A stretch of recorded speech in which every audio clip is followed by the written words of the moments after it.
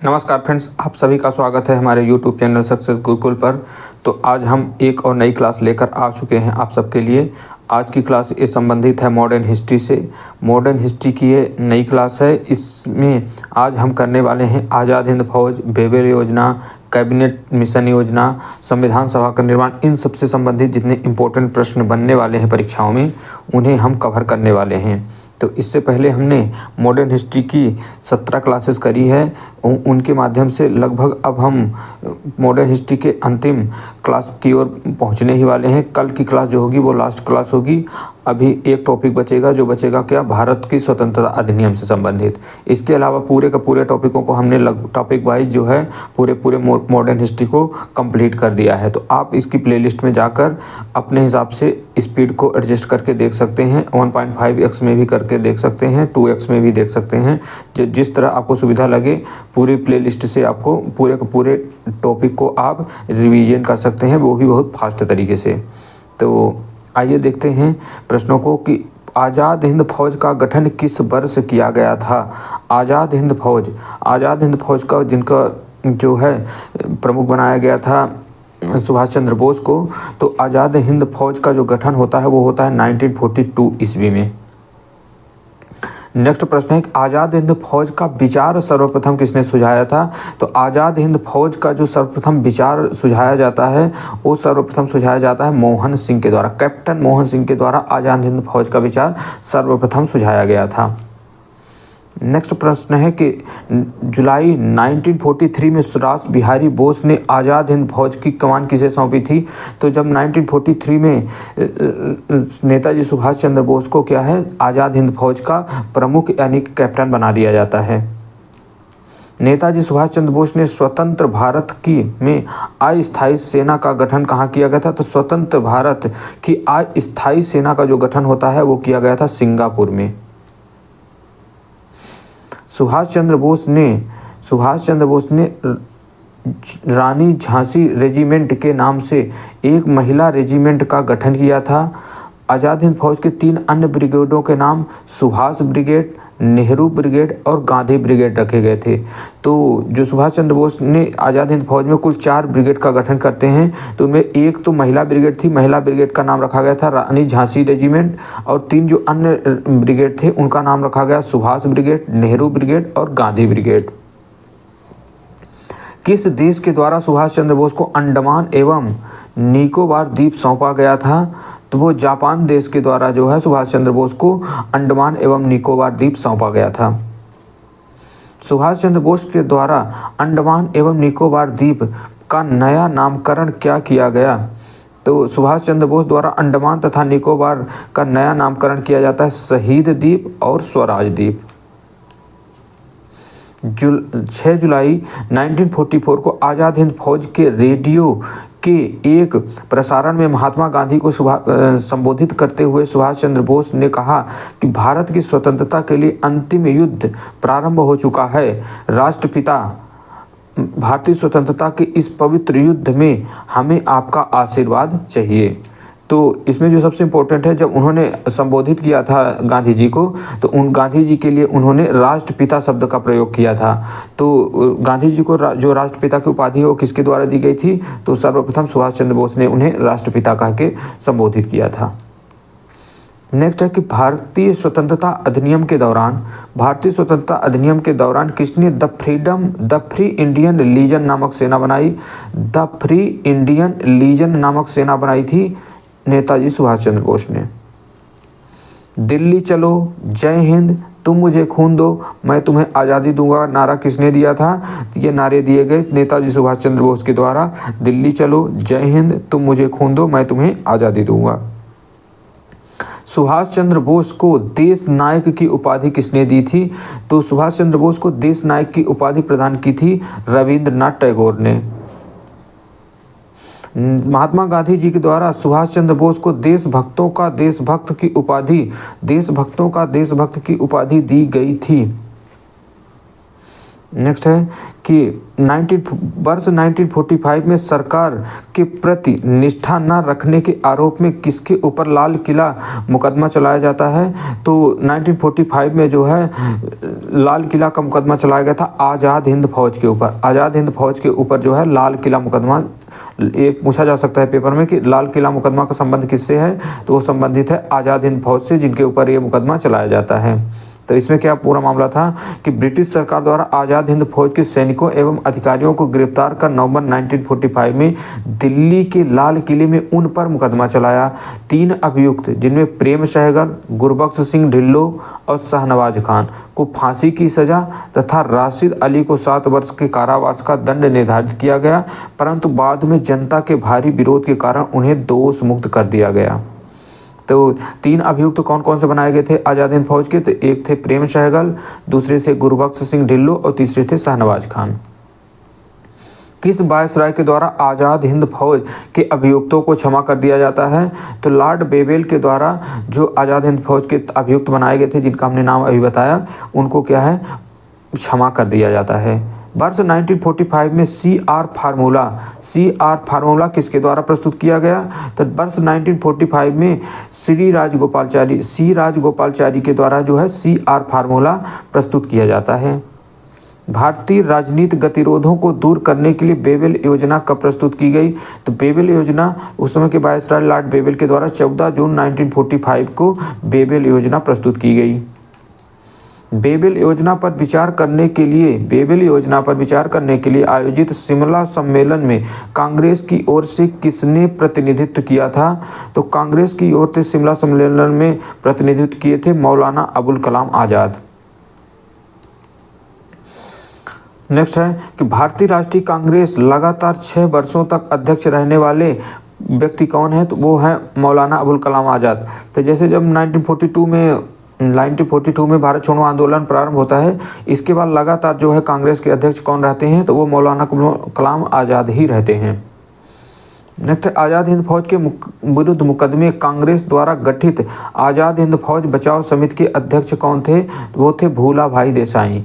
भूला भाई देसाई आज़ाद हिंद फौज के विरुद्ध मुकदमे में कांग्रेस द्वारा गठित आज़ाद हिंद फौज समिति के अध्यक्ष थे। आज़ाद हिंद फौज कब मनाया गया? आज़ाद हिंद फौज दिवस मनाया गया 12 नवंबर 1945 को। शाही नौसेना विद्रोह, इनके बारे में देख लेते हैं। शाही नौसेना विद्रोह क्या है? तो ये जो है शाही नौसेना का विद्रोह होता है फरवरी 1946 में। इसमें क्या था, रॉयल इंडियन नेवी के विद्रोह की शुरुआत जो है 18 फरवरी को हुई, जब मुंबई के नौसैनिक जहाज HMS तलवार के 1100 नाविकों ने नस्लभेदी भेदभाव और खराब भोजन के प्रतिवाद हड़ताल कर दी। तो इसमें क्या हुआ कि सैनिकों की मांग यह थी कि नाविक BC दत्त को, जिसे जहाज के दीवारों पर भारत छोड़ो लिखने का आरोप में गिरफ्तार कर लिया गया, रिहा किया जाए। इस देश व्यापी विस्फोट की स्थिति में वल्लभ भाई पटेल ने हस्तक्षेप किया। पटेल व जिन्ना के उन्हें आत्मसमर्पण की सलाह दी। विद्रोहियों ने आत्मसमर्पण करते हुए कहा कि हम भारत के सामने आत्मसमर्पण कर रहे हैं, ना कि ब्रिटेन के सामने। तो इसमें क्या हुआ था, ये भारतीय शाही नौसेना का विद्रोह है, इसमें इंडियन नेवी के जो 1100 नाविक थे, उन्होंने नस्लभेदी भेदभाव और खराब भोजन के कारण विद्रोह कर दिया था। और विद्रोह करके क्या कर दिया था, जो ब्रिटिश जहाज थे उन पे भारत छोड़ो लिख दिया था। जिसके जो मुख्य आरोपी थे वो कौन थे? वो थे BC दत्त। फिर BC दत्त को जैसे ही गिरफ्तार कर लिया जाता है तो बाकी जो नाविक थे उन्होंने हड़ताल कर दी। इसी में फिर क्या होता है कि वल्लभ भाई पटेल हस्तक्षेप करते हैं। वल्लभ भाई पटेल और जिन्ना के हस्तक्षेप के द्वारा फिर इनको आत्मसमर्पण करवाया जाता है। नेक्स्ट पॉइंट आता है, नेक्स्ट अब टॉपिक आ जाता है कैबिनेट मिशन। संविधान सभा और अंतरिम सरकार के गठन से संबंधित इंपॉर्टेंट प्रश्न है कि ब्रिटिश प्रधानमंत्री इटली, जो कि किससे, लेबर पार्टी से संबंधित थे ब्रिटिश प्रधानमंत्री इटली, भारतीय नेताओं से बातचीत करने के लिए संसदीय दल का गठन किया गया था। तो इनके द्वारा जो गठन किया जाता है कैबिनेट मिशन का। कैबिनेट मिशन भारत कब आया? तो कैबिनेट मिशन भारत आता है 24 मार्च 1946 को। 24 मार्च 1946 को कैबिनेट मिशन भारत आता है। कैबिनेट मिशन की अध्यक्षता वहाँ के भारत के मंत्री थे ब्रिटेन में, लॉर्ड पैथिक लॉरेंस के द्वारा की गई। और 2 अन्य सदस्य जो थे इनमें थे स्टेफर्ड क्रिप्स और एबी अलेक्जेंडर। तो इनका स्टेफर्ड क्रिप्स जो थे ये वाणिज्य मंत्री थी, जबकि एबी अलेक्जेंडर जो थे वो नौसेना मंत्री थे। तो तीनों ही नाम इंपॉर्टेंट है। कैबिनेट मिशन के अध्यक्ष कौन है, तो वो है पैथिक लॉरेंस, जबकि 2 अन्य सदस्य स्टेफर्ड क्रिप्स और एबी अलेक्जेंडर हैं। कैबिनेट मिशन के भारत आगमन के समय कांग्रेस के अध्यक्ष कौन थे। जब कैबिनेट मिशन भारत आगमन आते हैं तो उस समय जो कांग्रेस के अध्यक्ष थे वो हमने पहले ही बताया है कि 1942 से लेकर फिर 1948 के बीच का अध्यक्ष रहते हैं कांग्रेस के। उनका नाम है मौलाना अबुल कलाम आज़ाद, जो कि सबसे ज़्यादा टाइम तक रहे हैं। कैबिनेट मिशन के आगमन के समय भारत का वायसराय कौन है, तो जब 1946 में कैबिनेट मिशन आ रहा है तो उस समय भारत का जो वायसराय है वो है लॉर्ड बेवेल। अब कैबिनेट मिशन कब आता है, तो 24 मार्च 1946 को। कांग्रेस के किस प्रमुख नेता द्वारा कैबिनेट मिशन का पूर्ण समर्थन किया गया, तो महात्मा गांधी जी के द्वारा जो है कैबिनेट मिशन का पूर्ण समर्थन किया जाता है। क्यों कैबिनेट मिशन में प्रमुख प्रावधान क्या है, इनको देख लेते हैं कि भारत की एकता बनाई रखी जाए, पहला प्रावधान तो ये था। दूसरी प्रावधान इसमें कि मुस्लिम लीग की पाकिस्तान मांग को अस्वीकार कर दिया गया। मुस्लिम लीग के द्वारा जो पाकिस्तान की मांग की जा रही थी तो कैबिनेट मिशन ने इसे अस्वीकार कर दिया। नेक्स्ट पॉइंट इसमें था भारत एक संघ होगा जिसमें ब्रिटिश प्रांत और देसी रियासतें शामिल होंगी, तो भारत को संघ बनाने का इसमें प्रावधान किया जाता है। नेक्स्ट और प्रावधान था कि संविधान सभा का गठन किया जाएगा, तो ऐसा पहला मिशन, ऐसी पहली योजना जिसमें संविधान सभा के गठन का प्रावधान किया गया, तो वो क्या है, कैबिनेट मिशन, जिसमें प्रांतीय विधानसभा और देशी रियासतों के प्रतिनिधि शामिल होंगे। तो इसमें सभी इसके जो प्रावधान है बहुत इंपॉर्टेंट है, परीक्षाओं में पूछे जा सकते हैं। कैबिनेट मिशन योजना को स्वीकार करके मुस्लिम लीग द्वारा कैबिनेट मिशन योजना को स्वीकार करके मुस्लिम लीग के द्वारा प्रत्यक्ष कार्रवाई दिवस कब मनाया जाता है, तो 16 अगस्त 1946 को जो है मुस्लिम लीग के द्वारा प्रत्यक्ष कार्रवाई दिवस मनाया जाता है।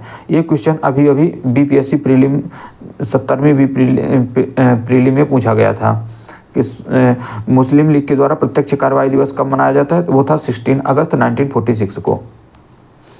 प्रत्यक्ष कार्रवाई दिवस के दौरान हिंसक घटनाओं को शांत कराने के लिए गांधी जी कहाँ गए थे, तो जिस दिन प्रत्यक्ष कार्रवाई दिवस मनाया गया मुस्लिम लीग के द्वारा तो काफ़ी ज़्यादा हिंसा होती है और गांधी जी के द्वारा हिंसा को शांत कराने के लिए नोआ खाली जाते हैं, जो कि वर्तमान पाकिस्तान में स्थित है। नोआ खाली में गांधी जी के विवेक और साहस को देखकर माउंटबेटन ने उन्हें कौन सी उपाधि दी थी, तो नोआ खाली में जब गांधी जी हिंसक घटनाओं को शांत करा रहे थे तो उन्हें जो है माउंटबेटन के द्वारा कहा जाता है 1 man boundary force. Gandhi ji को 1 मैन बाउंड्री फोर्स की उपाधि किसने दी थी, नाम था माउंटबेटन, भारत का अंतिम वायसराय। नेक्स्ट है कि 1922 के कांग्रेस अधिवेशन में किसने यह विचार प्रस्तुत किया कि भारतीय संविधान भारतीयों की इच्छा के अनुसार होगी, तो महात्मा गांधी जी के द्वारा 1922 का जो गया अधिवेशन होता है उस अधिवेशन में गांधी जी ने कहा था कि भारत का जो संविधान होगा वो भारतीयों की इच्छा अनुसार ही होगा। संविधान सभा का गठन का प्रावधान किस मिशन योजना के अंतर्गत किया गया, तो अभी हमने कैबिनेट मिशन के बारे में पढ़ा, इसी के अंतर्गत क्या है, संविधान सभा के गठन का प्रावधान किया जाता है। कैबिनेट मिशन योजना के अनुसार जुलाई 1946 में संविधान सभा के चुनाव हुए थे, जिनमें प्रांतों के लिए 296 सदस्य के लिए ही चुनाव हुए। कांग्रेस के 208, मुस्लिम लीग के 73, 15 अन्य दलों और स्वतंत्र उम्मीदवार निर्वाचित होते हैं। तो कैबिनेट मिशन योजना के अनुसार 1946 जुलाई 1946 में संविधान सभा के लिए चुनाव हुए, जिनमें प्रांतों के लिए कितने सदस्य थे, तो 296 सदस्य थे, जिनमें से क्या है कांग्रेस को 208 और मुस्लिम को 73 सीटें प्राप्त होती है और 15 सीटें अन्य दलों को प्राप्त हुई थी। संविधान सभा का पहला सत्र कब आयोजित किया गया, संविधान सभा का जो फर्स्ट सेशन होता है वो होता है 9 दिसंबर 1946 को। 9 दिसंबर 1946 को संविधान सभा का अस्थायी सदस्य चुना जाता है। तो संविधान सभा का अस्थायी सदस्य नहीं, अस्थायी जो अध्यक्ष बनाए जाते हैं वो बनाए जाते हैं डॉक्टर सच्चिदानंद सिन्हा। 11 दिसंबर 1946 को संविधान सभा की दूसरी बैठक में स्थायी अध्यक्ष किसे बनाया जाता है? स्थायी अध्यक्ष बनाए जाते हैं doctor Rajendra Prasad. Viceroy Wavell द्वारा अंतरिम सरकार बनाने का निमंत्रण दिया था, तो वायसराय बेवेल के द्वारा अंतरिम सरकार बनाने का नियंत्रण दिया जाता है पंडित जवाहरलाल नेहरू को। जवाहरलाल नेहरू के नेतृत्व में अंतरिम सरकार का गठन कब किया गया? तो 2 सितंबर 1946 को जो है नेहरू के द्वारा अंतरिम सरकार का गठन किया जाता है। लियाकत अली सहित मुस्लिम लीग के 5 सदस्य कब अंतरिम सरकार में शामिल हुए? तो 26 अक्टूबर 1946 को जो है लियाकत अली समेत कुल 5 मुस्लिम लीग के सदस्य जो है अंतरिम सरकार में शामिल होते हैं। तो अंतिम सरकार में देख लेते हैं कौन कौन सदस्य किन किन विभागों के प्रमुख थे। तो जो जवाहरलाल नेहरू हैं तो वो कार्यकारी परिषद के उपाध्यक्ष हैं, जो इंटरिम सरकार है उसके उपाध्यक्ष हैं, जबकि अध्यक्ष जो हैं इंटरिम सरकार के वो उस समय के वायसराय लॉर्ड माउंटबेटन हैं, जबकि विदेश मामले और राष्ट्रमंडल संबंधित मामले जो थे वो जवाहरलाल नेहरू के अधीन थे। वल्लभ भाई पटेल को मिला था गृह सूचना प्रसारण विभाग तथा रियासत संबंधी मामले। बलदेव सिंह को क्या मिला था? इनको मिला था रक्षा विभाग, क्योंकि इनके पास बल था। जान मथाई को मिला था उद्योग और आपूर्ति विभाग। किनके पास था? जान मथाई के पास। नेक्स्ट है सी राजगोपालचारी को जो मिला शिक्षा विभाग। सी एच भाभा संबंधित थे कारखान एवं बंदरगाह से संबंधित डिपार्टमेंट था। डॉक्टर राजेंद्र प्रसाद को मिला था खाद्य एवं कृषि विभाग किसे मिला था? डॉक्टर राजेंद्र प्रसाद को। आसफ अली को मिला था रेल विभाग। आसफ अली जो है ये किससे संबंधित है? ये मुस्लिम लीग से संबंधित है। जगजीवन राम जो है वो है श्रम विभाग से संबंधित। और लियाकत अली को मिला था वित्त विभाग। तो लियाकत अली भी जो क्या है मुस्लिम लीग के सदस्य हैं जिनको अंतरिम सरकार में शामिल किया जाता है, और इनको मिला था वित्त विभाग। अशफाक उल्लाह खां पहले मुस्लिम क्रांतिकारी थे जिन्होंने स्वतंत्रता संघर्ष के दौरान फांसी दी गई थी। तो अशफाक उल्लाह पहले मुस्लिम क्रांतिकारी कौन है जिनको फांसी दी जाती है? तो वो उनका नाम है अशफाक उल्लाह खां। तो दोस्तों आज के जितने इंपॉर्टेंट प्रश्न थे वो सभी हो चुके हैं। कल की वीडियो में हम भारत का विभाजन और स्वतंत्रता संबंधित इंपॉर्टेंट प्रश्नों को भी देख लेंगे। तो इस तरह से आपका मॉडर्न हिस्ट्री का जो सब्जेक्ट है वो पूरी तरह से एक बार रिवीजन हो जाएगा और आप इन्हें कंप्लीट पूरा वीडियो देख सकते हैं। तो आज की क्लास में आप सभी को बहुत बहुत धन्यवाद। जय हिंद, जय भारत।